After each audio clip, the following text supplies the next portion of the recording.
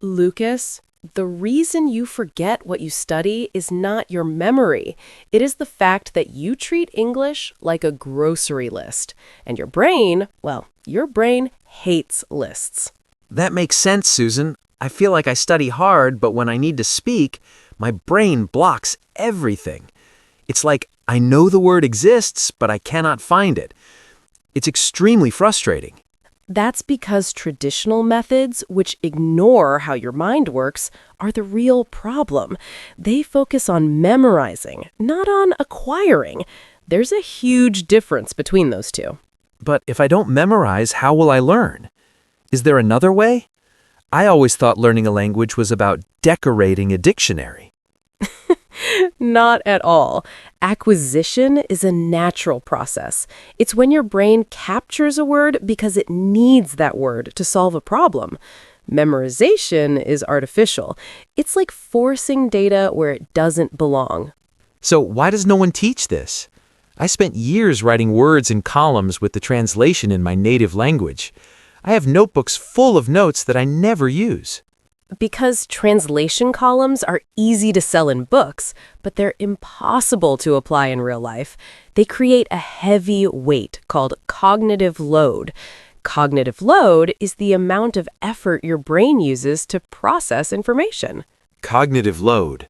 That explains why I feel so tired after trying to speak 3 simple sentences. Phew, it feels like I ran a mental marathon.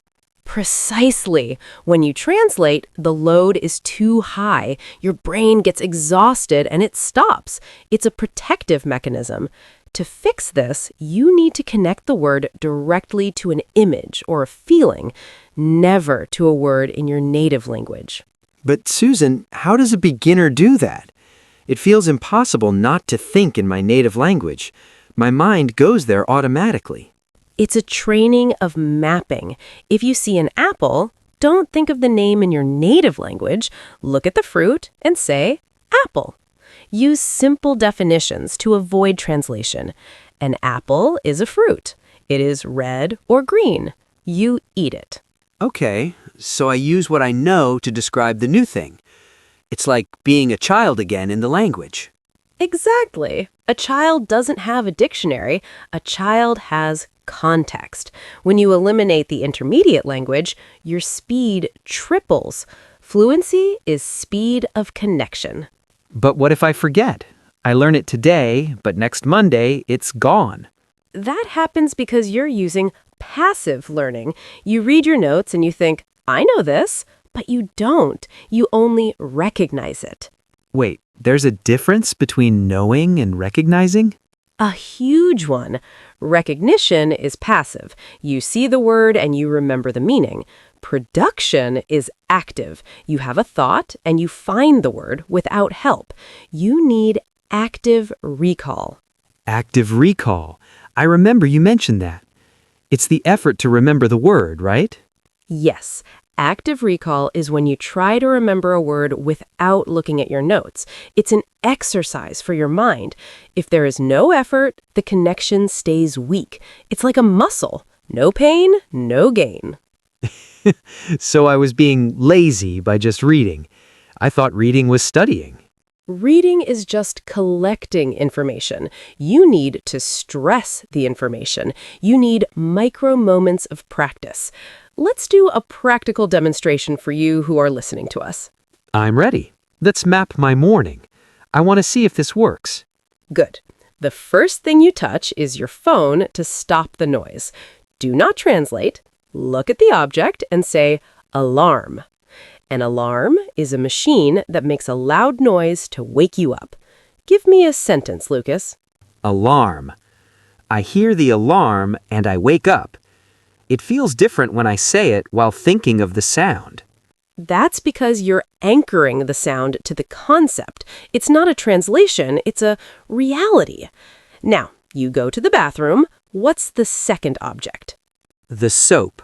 I use it to wash my face. Say it. Soap. Soap is what you use to wash your body with water. It makes you clean. Now, don't just say the word. Imagine the smell of the soap. Soap. I use soap to wash my face. Phew, I can actually feel the water in my mind.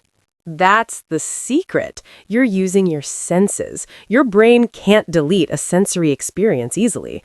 What's the third object? I need to dry my face. I use a towel. Towel. A towel is a piece of cloth. You use a towel to dry your body after a shower. Notice the context. The towel has a function. It is a tool. Towel.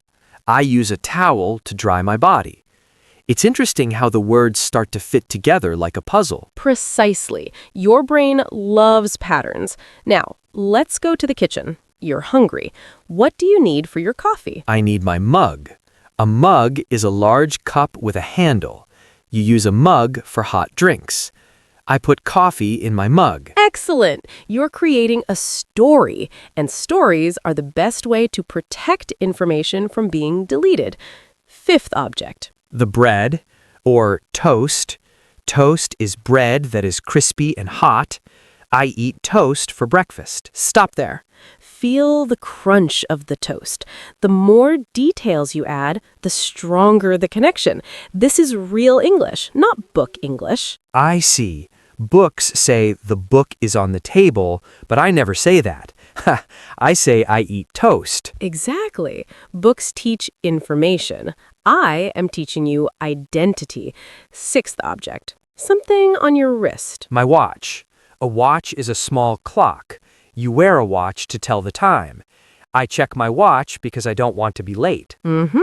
Being late is a great emotional anchor. The stress of time helps you remember the word.